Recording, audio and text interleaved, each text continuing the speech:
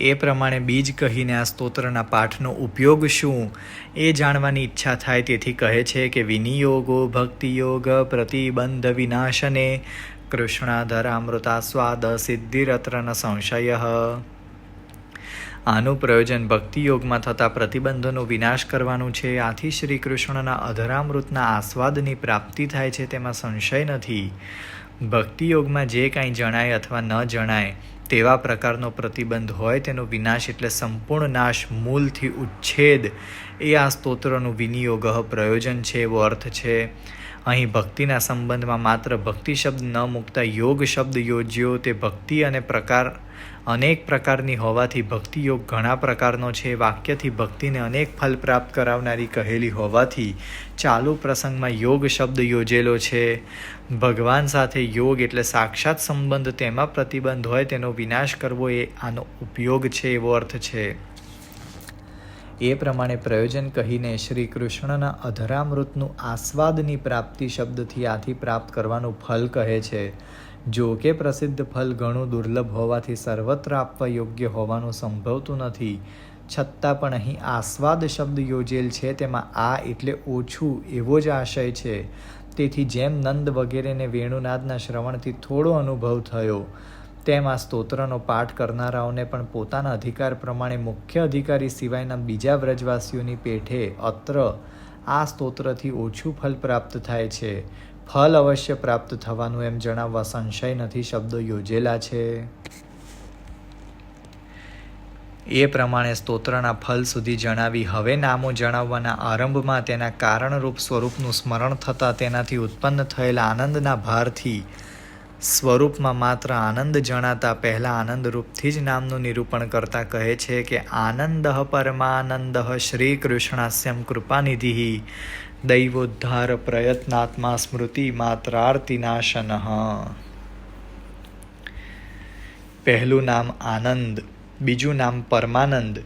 જો કે મનમાં આનંદનો ઘણો ભાર થવાથી પુરુષોત્તમના આનંદનો અને અક્ષરના આનંદનો ભેદ ન સ્ફુરવાથી માત્ર આનંદ એવું જ નામ કહ્યું, છતાં પણ પછીના નામનો વિચાર કરતા આચાર્ય શ્રી પુરુષોત્તમના મુખ હોવાથી અગણિત આનંદવાળા હોવાનું સ્ફુરતા અને અક્ષરમાં પણ ગણિત હદવાળો ગુણ ગણાય તેવો આનંદ હોવાથી તે પણ આનંદ હોવાથી આચાર્ય શ્રીમાં તેવો આનંદ નથી એમ જણાવવા પરમાનંદ એમ કહ્યું.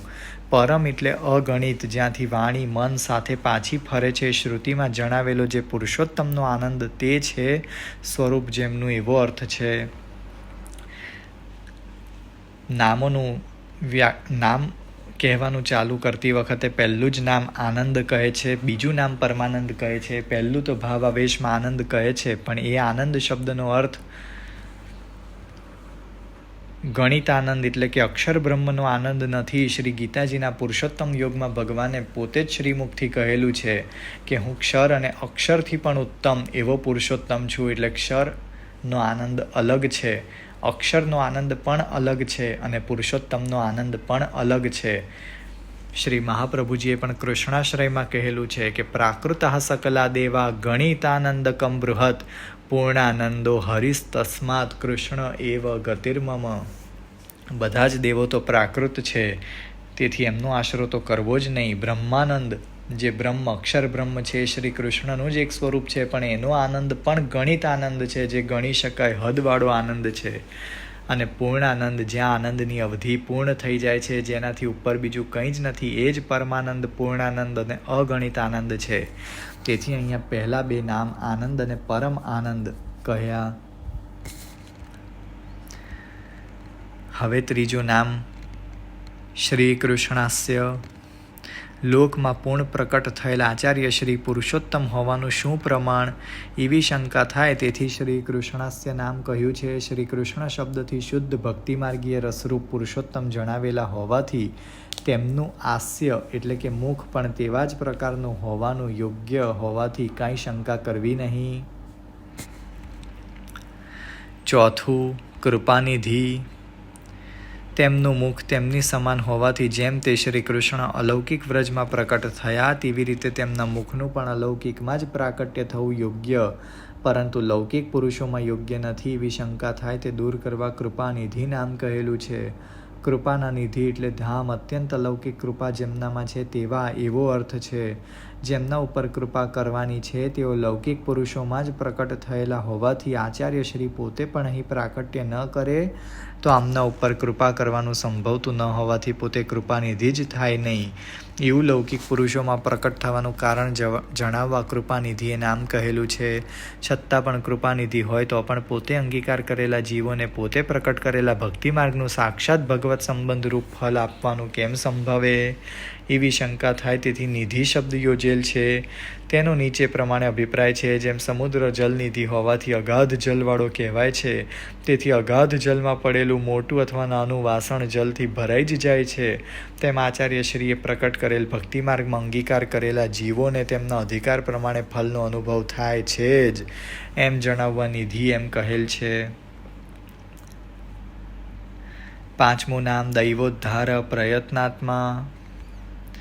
જેમના ઉપર કૃપા કરવાની છે તે કોણ કે જેમના માટે અલૌકિક પુરુષમાં પ્રાકટ્ય ન કરતા લૌકિક પુરુષોમાં પ્રાકટ્ય કર્યું એ જાણવાની ઈચ્છા થાય. તેથી જેમના ઉપર કૃપા કરવાની છે તેમને દૈવોદ્ધાર પ્રયત્નાત્મા નામથી જણાવે છે.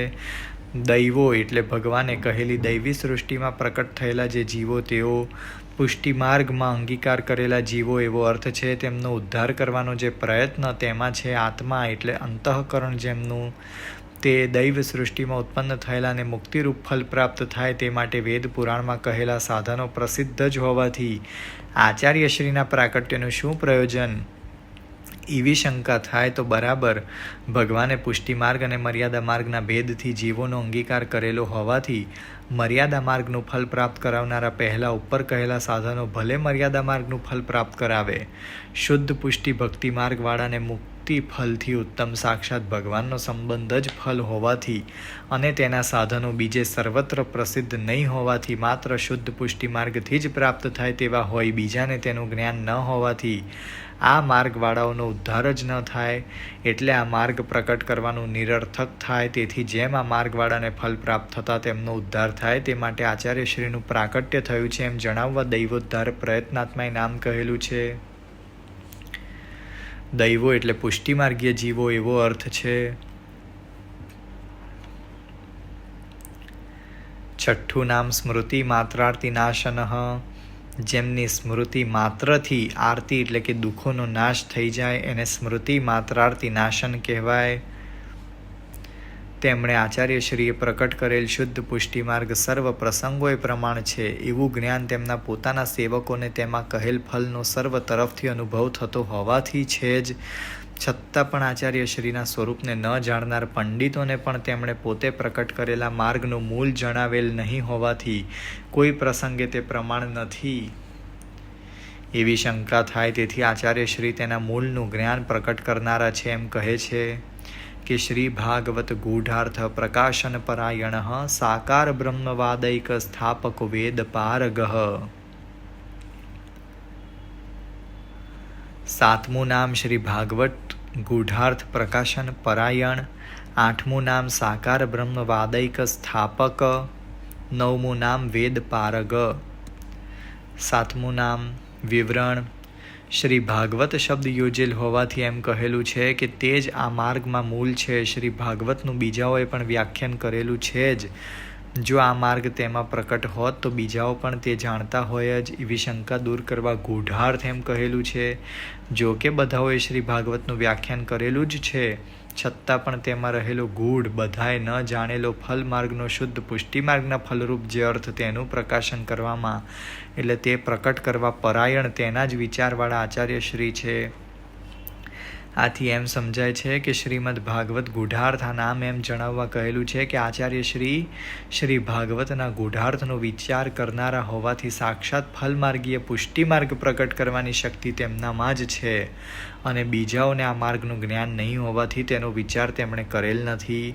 શ્રી ભાગવતમાં મુક્તિ વગેરે ફલ પણ કહેલા હોવાથી આપે વિચાર્યું તે જ ફલ કેમ હોઈ શકે એવી શંકા થાય તો ખરેખર જાણો કે શ્રી ભાગવતમાં શુદ્ધ પુષ્ટિ માર્ગીય ફલને જ ફલ કહેલું છે, બીજાને કહેલું નથી. શ્રી ભાગવતના વેદરૂપ કલ્પ તરુએ શ્લોકમાં ફલ નિરૂપણ કરતા શુકજીએ પણ રસના આલય રૂપ ભાગવતનું પાન કરો એમ આ માર્ગના ફલને જ ફલ કહેલું છે, બીજાને કહેલું નથી. તેથી આ જ ફલ છે. રસના આલય રૂપ ભાગવતનું પાન કરો એ શબ્દોથી તે જ ફલ હોવાનું કેમ સિદ્ધ થાય? એવી શંકા થાય તો તે સંબંધમાં કહીએ છીએ કે શ્રી ભાગવત શબ્દરૂપ હોવાથી તેનું શ્રવણ જ થાય, છતાં સાંભળો એવો શબ્દ ન યોજતા રસનું પાન કરો એમ જે કહ્યું, તેથી એમ જણાય છે કે શ્રી ભાગવતમાં શબ્દથી જણાવેલો કોઈ અસાધારણ રસ છે, તેનો વિચાર કરતાં તેના જ પ્રયોજનથી પ્રયત્ન કરવો એ શ્લોકમાં ભક્તિ માટે જ પુરુષે પ્રયત્ન કરવાનું કહેલ હોવાથી એવો નિશ્ચય થાય છે કે શ્રી ભાગવતમાં જણાવેલો રસ ભક્તિ રસ જ છે.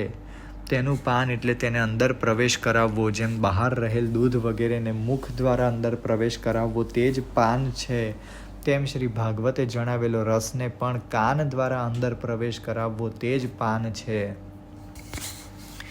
જો કે ભક્તિ યોગ બહુ પ્રકારનો છે, એમ શ્રી ભાગવતમાં જુદા જુદા ફલ પ્રાપ્ત કરાવનારો અનેક પ્રકારનો ભક્તિ યોગ કહેલો છે, છતાં પણ તે મુક્તિ વગેરે ફલ પ્રાપ્ત કરાવનાર હોવાથી તે શ્રી ભાગવતમાં મુખ્ય નથી.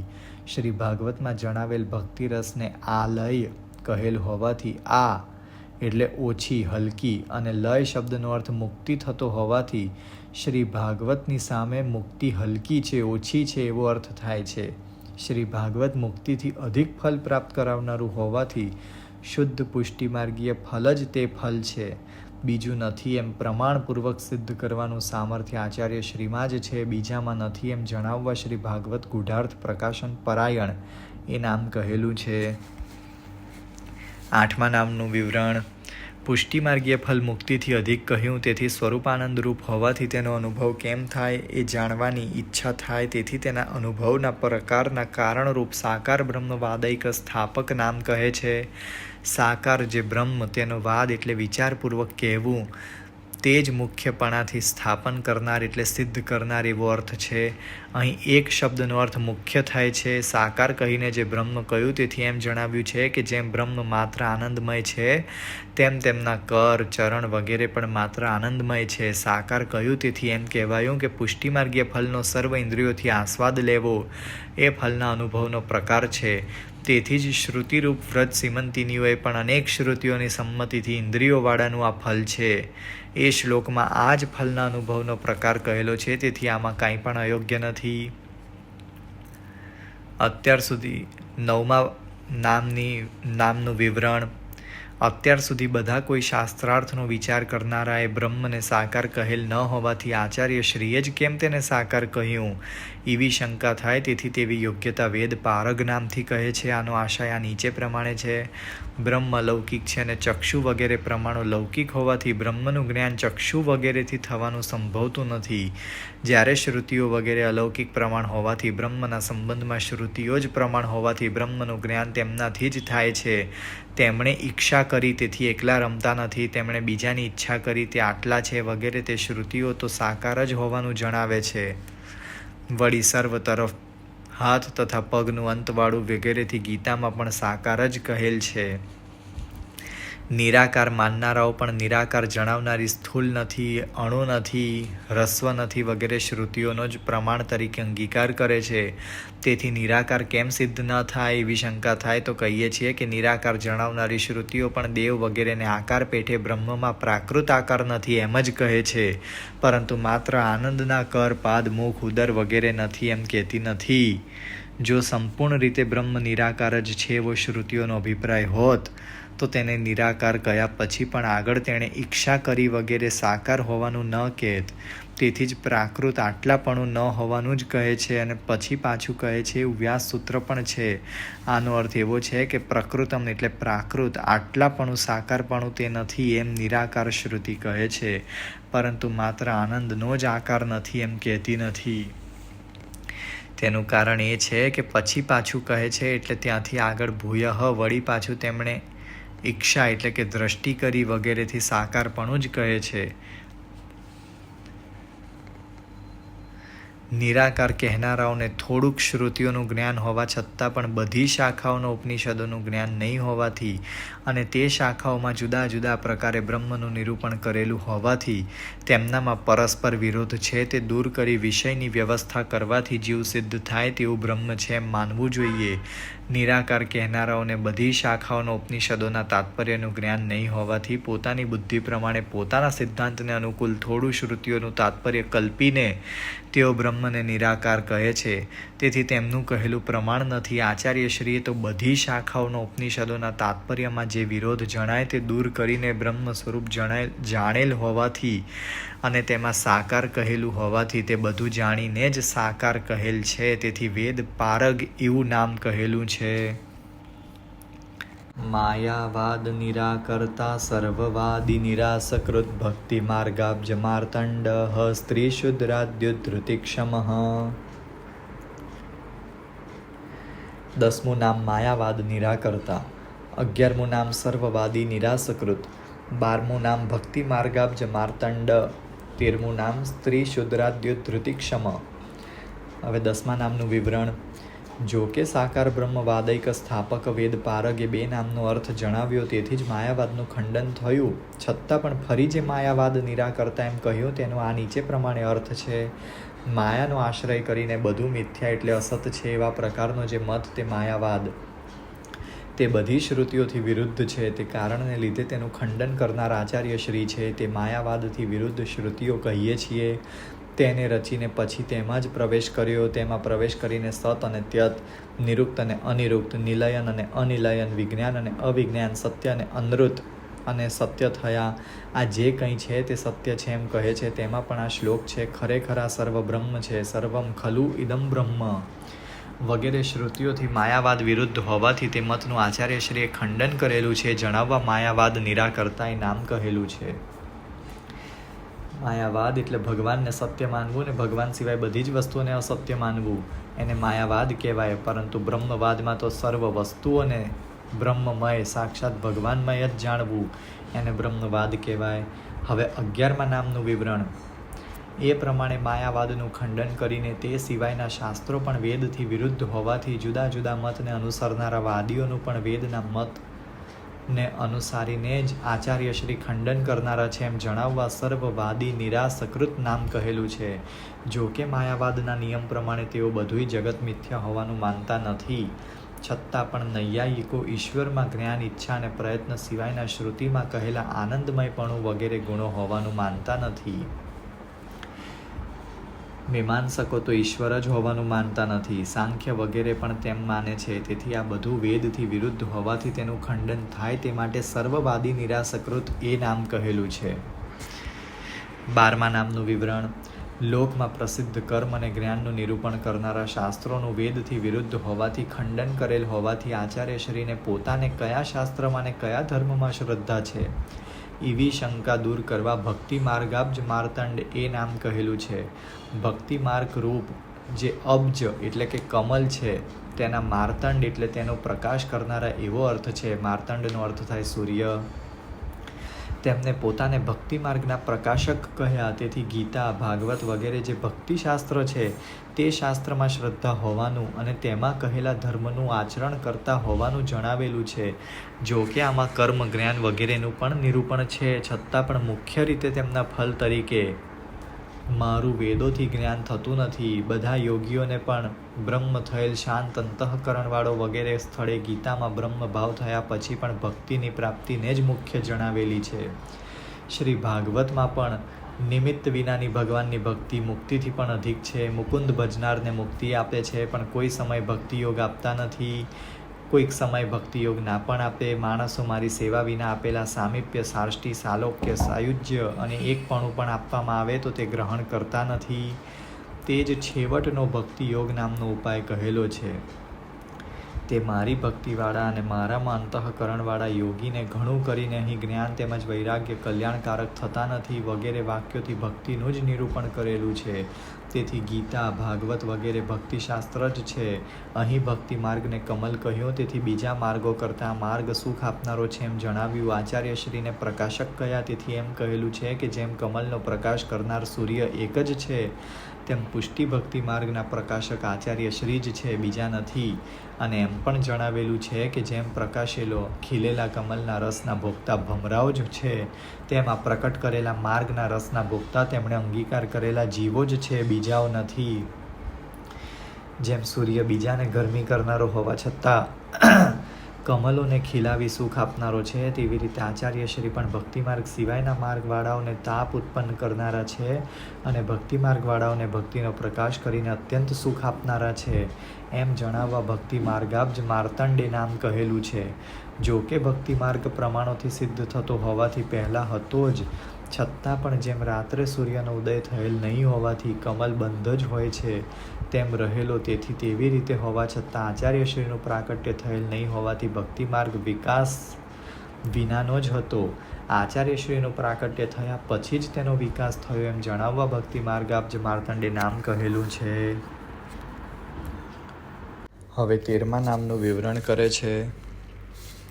જો કે મર્યાદા માર્ગની ભક્તિ માર્ગને અનુસરનારાઓને પણ તે માર્ગમાં કહેલું ફલ પ્રાપ્ત થવાથી તેઓ પણ કૃતાર્થ થાય છે જ, છતાં પણ તેમાં પુરુષનો દેહ પ્રાપ્ત કરેલ બ્રાહ્મણોને જ મુક્તિનો અધિકાર છે, બીજાઓને નથી. જેમ મુચુકુંદને ભગવાનના દર્શન થયા પછી ભક્તિ પ્રાપ્ત થવા છતાં તે બ્રાહ્મણ ન હોવાથી ભગવાને પણ તેને મુક્તિ ન આપી, પણ ત્યાર પછીના જન્મમાં તેને બ્રાહ્મણ બનાવીને જ મુક્તિ આપી. તેથી મર્યાદા માર્ગ બધાને ફલ પ્રાપ્ત કરાવતો નથી. આચાર્યશ્રીએ પ્રકટ કરેલો પુષ્ટિ ભક્તિ માર્ગ તો તેમણે અંગીકાર કરેલા બધાઓએ જીવોને તે માર્ગમાં કહેલ ફલ પ્રાપ્ત કરાવનારો છે, એમ જણાવવા સ્ત્રી શુદ્રાદ્યુધૃતિ ક્ષમ એ નામ કહેલું છે. પુષ્ટિ માર્ગમાં પણ આ નિયમ હશે એવી મર્યાદા માર્ગવાળાઓની શંકા દૂર કરવા તે વિષયમાં ભગવાને કહેલ પ્રમાણ છે. હે પાર્થ, જે કોઈ પાપીઓ, સ્ત્રીઓ, વૈશ્યો તથા શૂદ્રો હોય તે પણ મારો આશ્રય કરીને ઉત્તમ ફલ પામે છે, તો પછી પવિત્ર બ્રાહ્મણો તથા રાજર્ષિ ભક્તોનું તો કહેવું જ શું? અનિત્ય સુખ વિનાના લોકને પ્રાપ્ત કરી મારું ભજન કર, એમ છેવટે ભજન જ કહેલું હોવાથી શુદ્ધ પુષ્ટિ માર્ગમાં પ્રવૃત્તિ કરનાર બધાએ જીવો કૃતાર્થ છે, પરંતુ મર્યાદા માર્ગની પેઠે બ્રાહ્મણ જ કૃતાર્થ થાય એવો નિયમ નથી. એવી રીતે બંને માર્ગોનો વિચાર કરીને તે બેના બલ તથા નબળાઈના વિચારથી પુષ્ટિ ભક્તિ માર્ગને જ ઘણો બલવાળો જાણીને શુદ્ધ પુષ્ટિ માર્ગની પ્રવૃત્તિ આચાર્યશ્રીએ જ કરી, બીજાએ કરી નથી. એમ જણાવવા સ્ત્રી શુદ્રાદ્યુધૃતિ ક્ષમ, સ્ત્રી, શુદ્ર વગેરેનો ઉદ્ધાર કરવાની શક્તિવાળા એ નામ કહેલું છે. ક્ષમ, શક્તિવાળા એ શબ્દનો એવો અર્થ છે કે પોતાથી જ, પોતાના સામર્થ્યથી પોતાના સેવકોને ફલ પ્રાપ્ત કરાવવાની શક્તિવાળા છે. અંગીકૃત્યૈવ ગોપીશ વલ્લભીકૃત માનવઃ અંગીકૃતૌ સમર્યાદો મહાકારુણિકો વિભુઃ. પુષ્ટિ માર્ગના ફલની પ્રાપ્તિ થવામાં પણ સર્વનો ત્યાગ કર્યા પછી સર્વાત્મ ભાવ વગેરે સાધન કરવાના સાંભળવામાં આવે છે. તેથી આચાર્યશ્રીએ પ્રકટ કરેલ માર્ગમાં કેવલ આચાર્યશ્રીના અંગીકારથી જ તે ફલ પ્રાપ્ત કેમ થાય એવી શંકા થાય. તેથી કહે છે કે 14મું નામ અંગીકૃત્યૈવ ગોપીશ વલ્લભીકૃત માનવ, 15મું નામ અંગીકૃતૌ સમર્યાદ, 16મું નામ મહાકારુણિક, 17મું નામ વિભુ. હવે 14મા નામનું વિવરણ અહીં નીચે પ્રમાણે આશય છે. સર્વાત્મ ભાવ વગેરે સાધનોથી પણ ફલ પ્રાપ્ત થવાનું કારણ ભક્તોમાં ભગવાનનું પ્રિયપણું જ છે, બીજું કારણ નથી એવો નિશ્ચય છે. જો ભગવાનનું પ્રિયપણું માત્ર ફલમાર્ગીય શુદ્ધ પુષ્ટિ માર્ગની પ્રવૃત્તિ કરાવનારા આચાર્યશ્રીના અંગીકારથી જ પ્રાપ્ત થતું હોય તો બીજું સાધન કહેવાનું કાંઈ પ્રયોજન નથી. તેથી અંગીકૃતેવ ગોપીશ વલ્લભીકૃત માનવઃ, માત્ર અંગીકાર કરવાથી જ જેમણે મનુષ્ય ગોપીશને પ્રિય કરેલા છે તે એ નામ કહેલું છે. અહીં ભગવાનનું બીજું નામ ન કહેતા જે ગોપીશ શબ્દ યોજ્યો તેનો એવો આશય છે કે પ્રભુ આ ભક્તના સંબંધવાળી લીલામાં તલ્લીન હોવાથી અને આચાર્યશ્રી પણ આ લીલામાં તલ્લીન હોવાથી, તે લીલામાં રહેલા હોવાથી પ્રભુને ઘણા પ્રિય હોય તેમના ઉપરની કૃપાને લીધે તેમણે અંગીકાર કરેલા જીવો પોતાના માર્ગના પ્રભુને પ્રિય હોય તેમાં શું કહેવું, આ જણાવવા માટે પણ અંગીકૃત્યૈવ વગેરે કહેલું છે. હવે 15મા નામનું વિવરણ અંગીકાર કરવાનો પ્રકાર કયો એ જાણવાની ઈચ્છા થાય, તેથી અંગીકૃતૌ સમર્યાદ નામથી અંગીકાર કરવાનો પ્રકાર કહેલો છે. અંગીકૃતૌ એટલે અંગીકાર કરવામાં સમર્યાદ, પોતાના માર્ગની મર્યાદાવાળા. તે મર્યાદા કઈ એ જાણવાની ઈચ્છા હોય તો કહીએ છીએ કે હું મુક્તિથી અધિક સાક્ષાત ભગવાનનો સંબંધ પ્રાપ્ત કરીને કૃતાર્થ થાઉં એવી બુદ્ધિથી સાક્ષાત ફલરૂપ ભક્તિ માર્ગની પ્રવૃત્તિ કરાવનાર તરીકે આચાર્યશ્રીના સ્વરૂપને જાણીને અને તેમનો સેવક થવાથી જ પોતાના મનોરથ સિદ્ધ થશે એમ જાણીને જે મને આપનો પોતાનો સેવક કરો એવી પ્રાર્થના કરી શરણે આવે છે તેને કૃપા કરી પોતાનો માર્ગની મર્યાદામાં કહેલા પ્રકારે પોતાની સમીપ લાવી પોતાના માર્ગના ઉપદેશના પ્રકારે ઉપદેશ કરી ભગવાનને નિવેદન કરી પછી આચાર્યશ્રી જેનો પોતાના સેવક તરીકે અંગીકાર કરે છે તે આ માર્ગમાં અંગીકારનો પ્રકાર છે એમ જણાવવા અંગીકૃતૌ સમર્યાદે નામ કહેલું છે. જો કે જીવ 16મા નામનું વિવરણ. જો કે જીવ પોતે કૃતાર્થ થાય તે માટે શરણ આવવું વગેરે સાધન કરે છતાં પણ આચાર્યશ્રીને તેને મુક્તિથી અધિક પોતાના માર્ગનો સાક્ષાત ભગવાનનો સંબંધ પ્રાપ્ત કરાવવાનું શું પ્રયોજન એવી શંકા થાય. તેથી મહાકારુણિક એ નામ કહેલું છે. જો કે મર્યાદા માર્ગના આચાર્યો પણ ભક્તિ આપનાર હોય કરુણાવાળા જ છે છતાં પણ આચાર્યશ્રી તેનાથી પણ અધિક પુષ્ટિ માર્ગીય સંબંધ પ્રાપ્ત કરાવનાર હોવાથી મહાકારુણિક ઘણા કરુણાવાળા છે. હવે 17મા નામનું વિવરણ. મર્યાદા માર્ગના ફલથી અધિક ભક્તિ માર્ગનું ફલ પ્રાપ્ત કરાવનાર હોવાથી આચાર્યશ્રીને મહાકારુણિક કહ્યા છતાં પણ અત્યાર સુધી કોઈ પણ આવું ફલ પ્રાપ્ત કરાવનાર છે એમ ક્યાંય પણ જોવામાં અથવા સાંભળવામાં આવ્યું નથી. તેથી આચાર્યશ્રી મહાકારુણિક હોય તો પણ તેઓ શ્રી જ આ ફલ પ્રાપ્ત કરાવનાર હોવાનું કેમ હોઈ શકે એવી શંકા દૂર કરવા વિભુ એ નામ કહેલું છે. વિભુ એટલે સર્વ કરવાની શક્તિવાળા. આથી અત્યાર સુધી એમ જે તે અયોગ્યતા કહી તે પણ દૂર થાય છે. તે વિષયમાં નીચે પ્રમાણે તર્ક છે. જો કે પહેલાં ભક્તિ માર્ગના ઘણાય આચાર્યો થયા છતાં પણ ભક્તિયોગ ઘણા પ્રકારનો છે એ શ્રી ભાગવતના વચન પ્રમાણે તેઓ જુદા જુદા માર્ગના સાધન અને ફલના ભેદથી જુદા જુદા માર્ગના સાધન અને ફલમાં જ તત્પર રહેનાર હતા, પરંતુ તેમનામાં શુદ્ધ પુષ્ટિ માર્ગના સાધન તથા ફલના વિચારની ગંધ પણ હોવાનું સંભવતું નથી. તેથી તેનું દાન કરવાની શક્તિ હોવાનો તો સંભવ જ ક્યાંથી હોય એમ આચાર્યશ્રીમાં સર્વથી અધિક સામર્થ્ય હોવાનું જણાવવા વિભુ શક્તિવાળાએ નામ કહેલું છે.